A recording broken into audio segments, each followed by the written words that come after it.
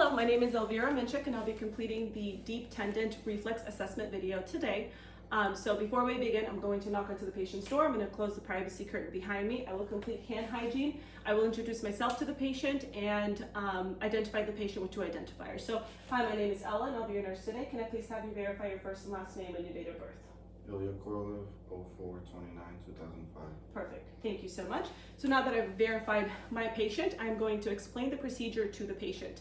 So for the deep tendon reflex assessment, I'm going to use the hammer that I have here, and I'll be using the hammer to gently tap on four areas on the body. So those areas are the bicep tendon, the tricep tendon, the patellar tendon, and the Achilles tendon.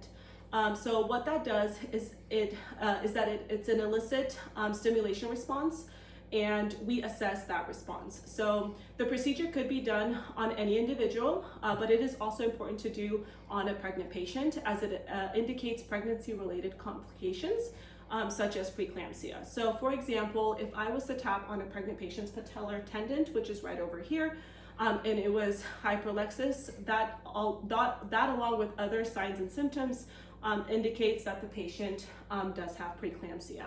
So, all right, so this procedure, what it does is it measures the motor system.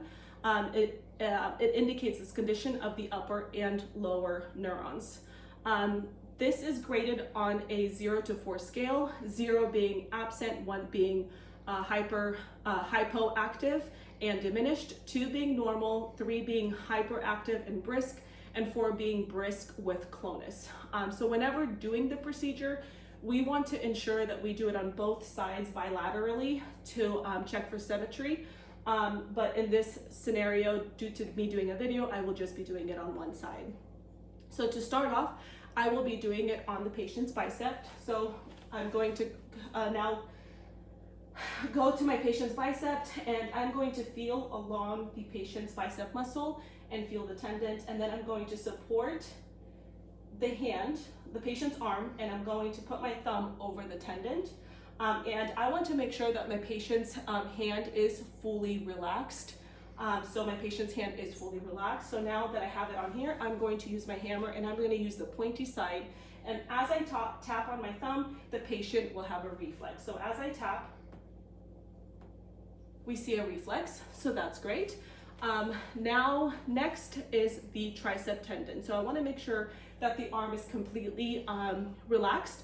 And what I'm going to do is I'm going to grab the arm up, and as I grab it up, I'm going to support it with this hand. And I want to once again make sure that my patient's arm is fully relaxed and my patient's arm is relaxed.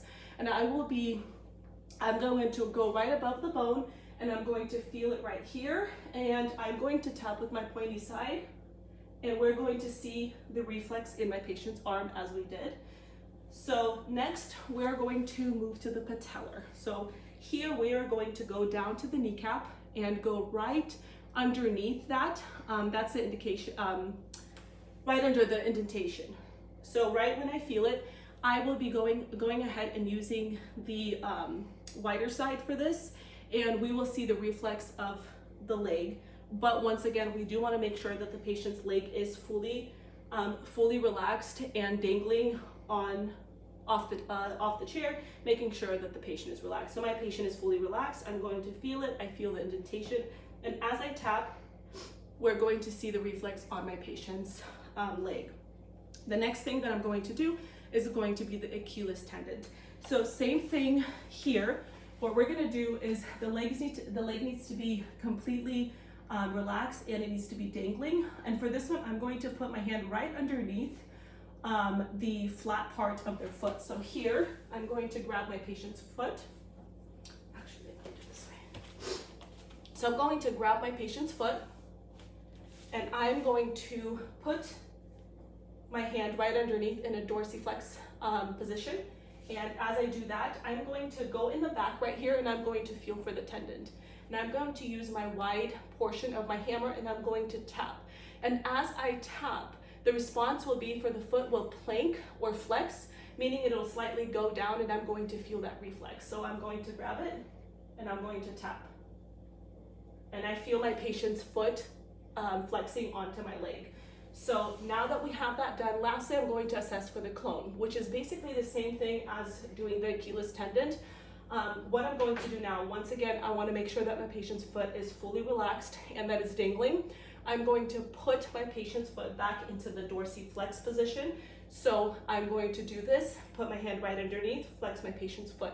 As I let go of the foot, I want to make sure that when I release it and let go, I want it to fully relax. So once I push and let go, my patient's foot completely relaxes, which is exactly what we want to see.